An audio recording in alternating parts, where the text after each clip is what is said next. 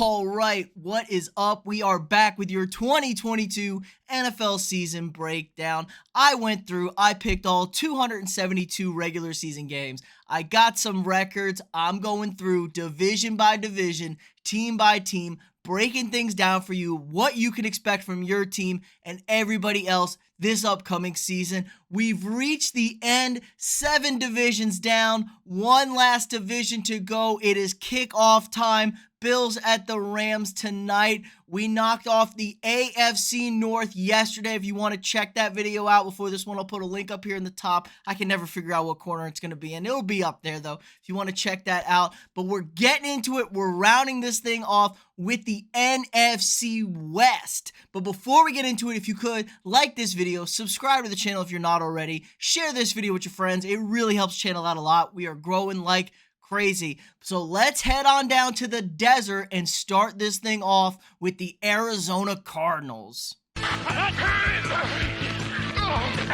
Oh yeah!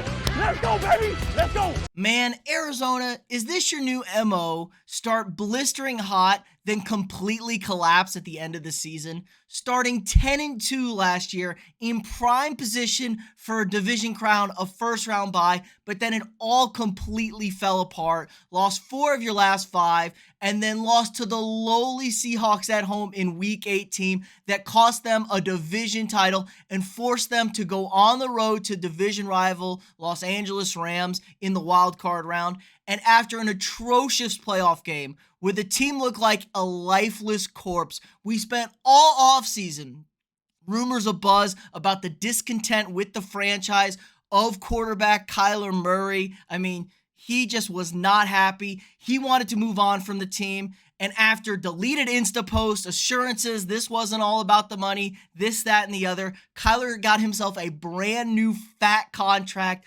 5 years, $230 million a year, earlier than he needed to be paid. It was just absolutely ridiculous. But now everything's kumbaya, right? We're all going to hug and kiss and whatever, make up. Personally, I think this is a horrible move for the Arizona Cardinals to pay Kyler like this. Yeah, he's electric and great, but what we've seen for 2 straight seasons now is his little body breaks down, and after it breaks down after the hot start, he's nowhere near as good. Not to mention, there's been multiple reports from teammates on the locker room about his immaturity and how he blames everybody else. If you just look at him watching a game, his body language is absolute cancer. I am not paying this guy the kind of money he wanted, especially early. I'm making him prove it to me. He hasn't proven it to me yet. It's easy to win regular season games early. You gotta win December and January. You gotta get into the postseason. But hey, this is what the Cardinals want. This is what they're gonna do. I'm not even going to mention that they had to include a study clause in the contract because he's too busy playing Call of Duty on the weekends instead of prepping for Aaron Donald or something like that. It's just absolutely ridiculous. This kid screams immature. He screams my life is run by daddy. He screams he's not that interested in football. But prove me wrong, Kyler. Prove me wrong. I'm also super lukewarm on head coach Cliff Kingsbury. Doesn't scream anything special to me. I think he's a little overrated. I question his play calling some, but I've been kind of swayed. I thought this was all Cliff's fault, but I've been kind of swayed back to this is a lot of Kyler's fault and not necessarily all Cliff's fault. So I'm kind of lukewarm on him, but they did add Hollywood Brown, which is a nice addition to the wide receiver group. Zach Ertz is still okay at tight end, and DeAndre Hopkins is going to be great when he's back from a 6-game suspension. But the question is, can they survive this? The defense isn't really that good. They have no defensive line. It's kind of old. J.J. Watt's still floating around down there, I guess, in retirement when he can play 2 games, whatever. This is probably the least confidence in all my picks. I've just spent this entire time shitting on them. But I think somehow this team goes 10-7, and they're right in the mix for a playoff spot. Oh, yeah! Let's go, baby! Let's go! Okay, rolling on up to the reigning Northwest in the Seattle Seahawks. Now, the Russell Wilson era came to an end, not with a bang, but a mediocre fizzle. 7-10 last season, not really good, not really bad. An injury to Russell and up and down play really kind of had this team sputtering in the mud for most of the season. They never seemed to be able to get things going. Now he's gone. He's off to Denver. They got a pretty good exchange. They got 3 players, got multiple draft picks. I think this was a really nice trade that they got from the Broncos, but really is it enough for this team?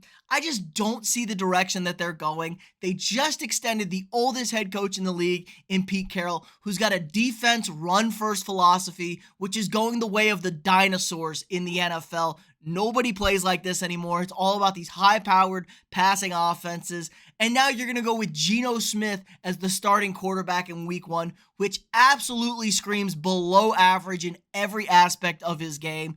Drew Lock apparently was a coveted piece in this trade for GM John Schneider, but they're not even going to play him. They're too afraid to take the risk. Yeah, Drew Lock turns the ball over a lot. He also makes crazy, spectacular plays, big-time throws. He's not the best quarterback in the world, but this move just screams you're trying to run the ball. You're afraid to take risks. We know what Geno Smith is. He's not very good. This team also lost a million pieces along with Russell Wilson. Chris Carson retired. Dwayne Brown's gone. Carlos Dunlap. And team leader, defensive leader, Bobby Wagner out to the Rams. I just don't know how this team is competitive this year. Yeah, you have nice weapons in DK Metcalf and Tyler Lockett. And new tight end Noah Fant, all pretty solid. But I could see Lockett getting shipped out by the trade deadline. But I just don't know how they're going to get them the ball either. Like, how are you going to get them the ball? The defense is a long way away from being the Legion of Boom it was.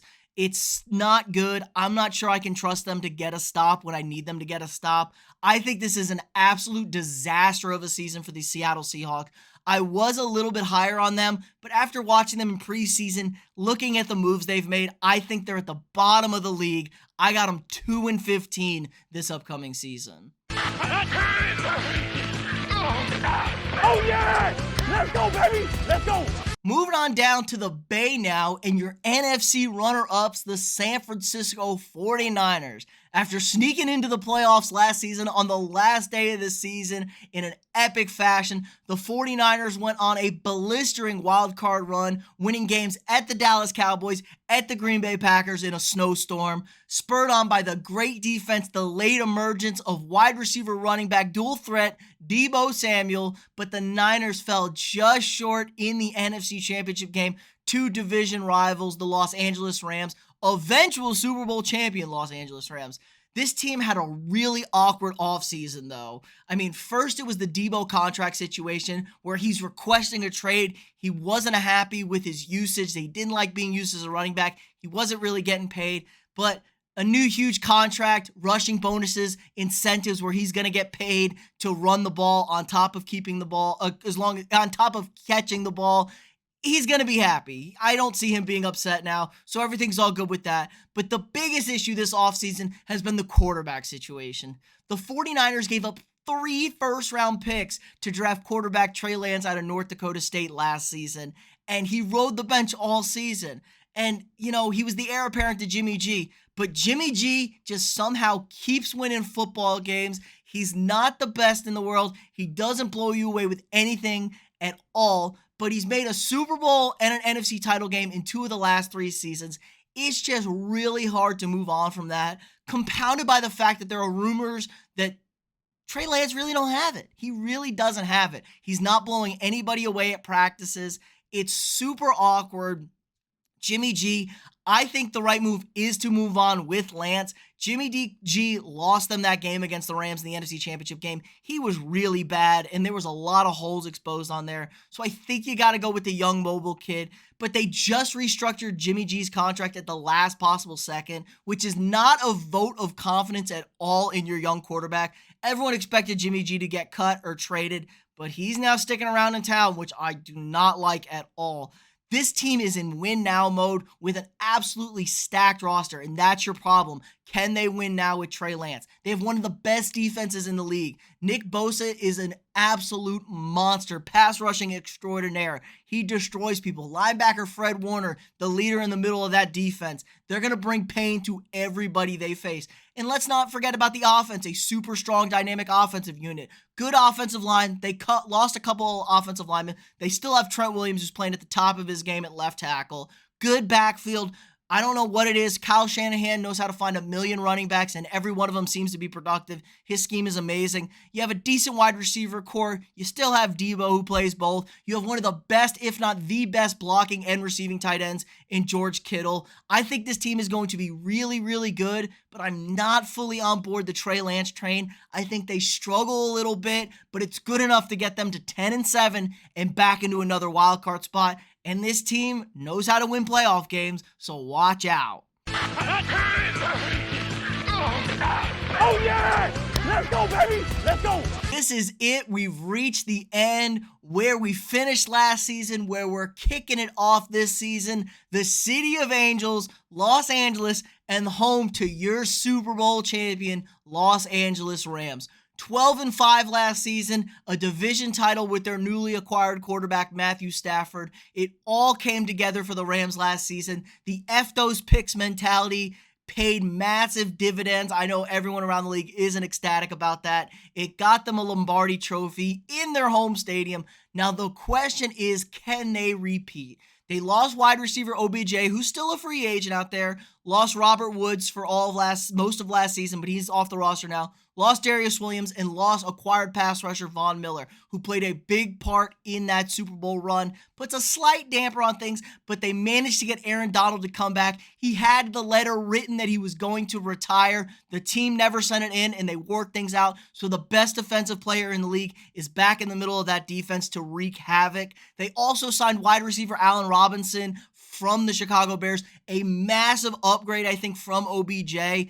Huge, great pairing with Cooper Kupp. And they also signed Bobby Wagner to put in the middle of that defense. This team is super stacked on both ends of the ball. It's tough to repeat. It's a really, really hard schedule. They have a dynamic offense. Cam Akers and the running back room was super banged up last year. They are going to be healthy. Sean McVay is going to have to make some adjustments, losing offensive coordinator and passing game guru Kevin O'Connell. So I think the passing game is going to take a slight pullback this year from the Rams, but they're just so damn talented. They're so tough to beat. I just don't see how this team isn't super, super competitive at the top of the league. Both ends of the ball are so good. Good kicking, decent special teams cover. There's so much to talk about the Rams. But once again, I have them at the top of the NFC. I got them 13-4, probably the top seed in the NFC. They're going to have to compete with the Eagles, but I think this team is stacked, ready to go back-to-back. I don't quite think they get it done, though. I think some injuries will mount up towards the postseason. I think they have a good regular season, but I don't have them quite in winning the Super Bowl again. It's just so damn tough to do it 2 in a row in this league. All right, let me know what you guys think. Where was I right? Where was I wrong? Talk about any of the teams you want. Am I too high on the Rams? Way too low on the Seahawks? What about the Cardinals? Who the hell knows? I just shit on them for the entire time, but I still think they're going to go 10-7, possibly get a wild card spot. Let me know what you guys think. What are your Super Bowl picks? Leave your Super Bowl picks in the comments. I'd love to hear them. Again, if you're not subscribed already, hit that subscribe button. We do daily videos, live streaming now that the season is kicked off every Monday during the Monday night games to talk about the weekend of football. Like this video, share it with your friends. It really helps the channel out a lot, and we will see you guys tomorrow.